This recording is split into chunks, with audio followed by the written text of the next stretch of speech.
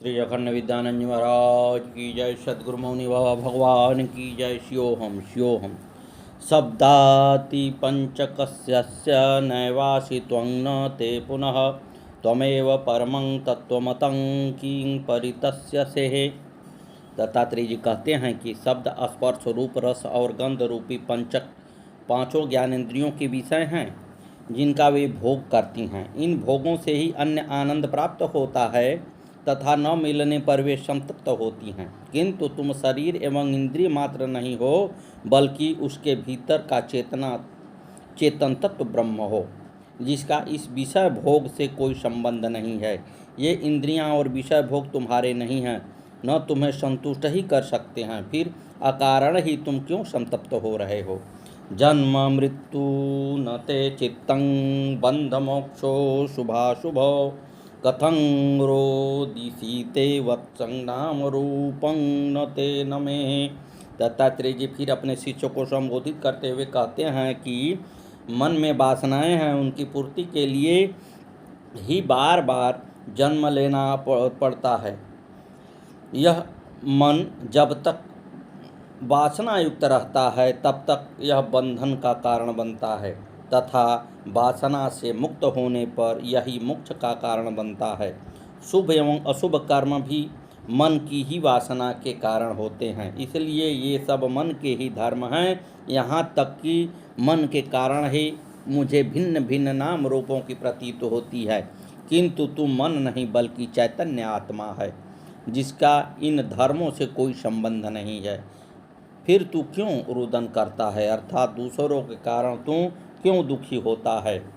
अहो चित्त कथं भ्रांतं प्रधावसी पिशाचवत् अभिन्नं पश्चात्मानं राग त्यागात् सुखी भवः।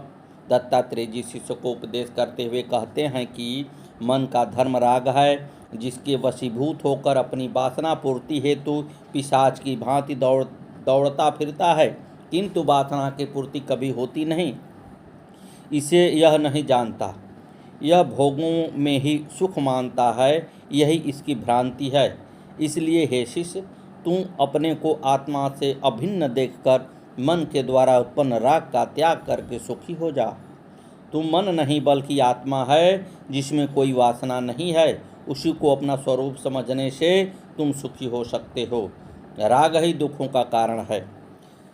त्वमेव तत्त्वा हि विकारवर्जितं निष्कम्पमेकं हि विमोक्षविग्रहं न ते च रागोराथवा विरागः कथं निसप्तसि कामकामतः। दत्तात्रेय जी शिष्य को आगे कहते हैं कि काम की कामना करना ही सभी दुखों का कारण है, जो मन का ही धर्म है। किंतु तुम मन नहीं बल्कि चेतन आत्मा है, जिसमें कोई विकार नहीं है। ये 6 प्रकार के विकार काम, क्रोध, लोभ, मोह, मद एवं मत्सर मन के धर्म हैं, आत्मा के नहीं हैं। आत्मा कभी किसी कामना से चलायमान नहीं होती, वह सभी प्रकार के द्वंद्वों से निष्कंप रहता है। यह एक ही है तथा स्वयं मोक्ष स्वरूप ही है, उसे मोक्ष प्राप्ति की भी कामना नहीं है। यह राग एवं विराग दोनों से रहित है। ऐसे आत्मस्वरूप की में स्थित होकर तुम कामों की कामना करके क्यों दुखी होता है। वदन्ति श्रुतयः सर्वा निर्गुणं शुद्धमव्ययम् अशरीरं समं तत्त्वा तन्मां विधि न संशयः। दत्तात्रेय जी आत्म तत्व का वर्णन करते हुए कहते हैं कि सभी श्रुतियाँ ब्रह्म को निर्गुण, शुद्ध, नाश रहित, अशरीरी, सर्वत्र समान रूप से व्याप्त आदि कहती हैं। वही ब्रह्म आत्म रूप में है, मैं हूँ, इसमें कोई संशय नहीं है। आत्मा एवं ब्रह्म में कोई भिन्न है ही नहीं। साकारं नित्यं वृद्धि निराकारं निरंतरम् एतद्योपदेशेन न पुनर्भवः संभवः। इस सूत्र में दत्तात्रेय जी कहते हैं कि सृष्टि में दिखाई देने वाले सभी प्रकार के रूप उस एक ही निराकार तत्व ब्रह्म की अभिव्यक्ति हैं। वही एक निराकार ब्रह्म अनेक साकार रूपों में प्रकट हुआ है, जिससे वे इससे भिन्न नहीं है, किंतु इसके रूप हमेशा बदलते रहते हैं।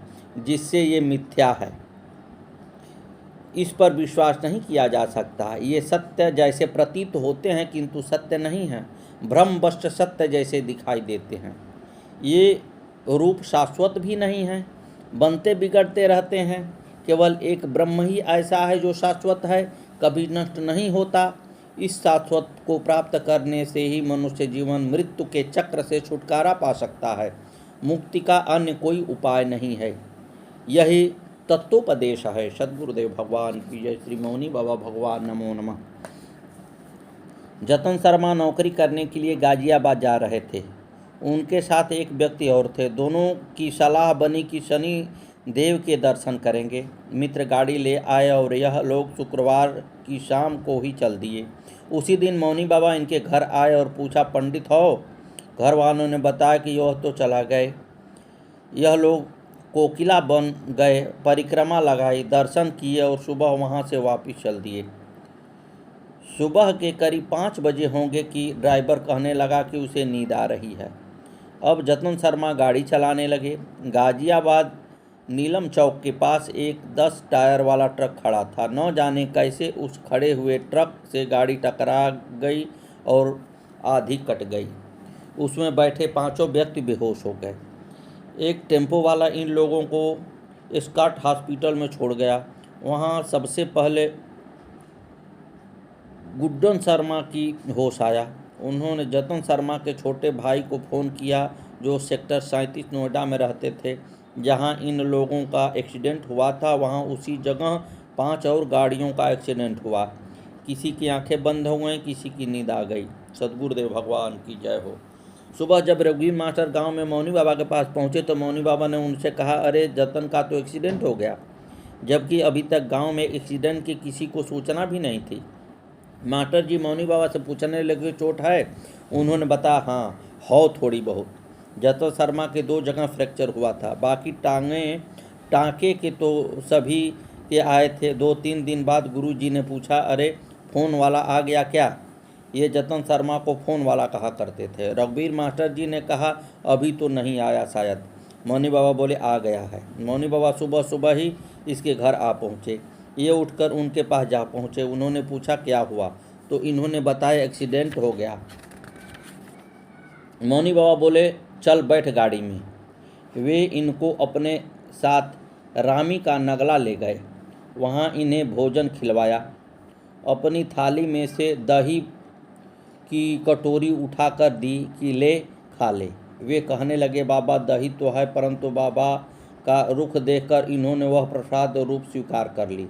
फिर उन्होंने जतन शर्मा को भोज ताल नहलवाया। मौनी बाबा लगातार 3 दिन इन्हें साथ ले गए। 2 दिन रामी नगला और 1 दिन बगियाने ले गए। लौटते में प्रतिदिन भोज ताल नहलवाया। 3 दिन में ही इनका दर्द वगैरह सब ठीक हो गया। फिर उनके साथ वह दोनों पति पत्नी शिरडी गए तथा जन्मभूमि के भी दर्शन कराए। सद्गुरुदेव भगवान नमो नमः। ग्राम खैरपुर के मुकुटलाल मौनी बाबा के समर्पित भक्तों में से एक हैं। वे खैरपुर गांव के निकट पिपरी आश्रम पर सद्गुरुदेव मौनी बाबा भगवान की सेवा में रहे।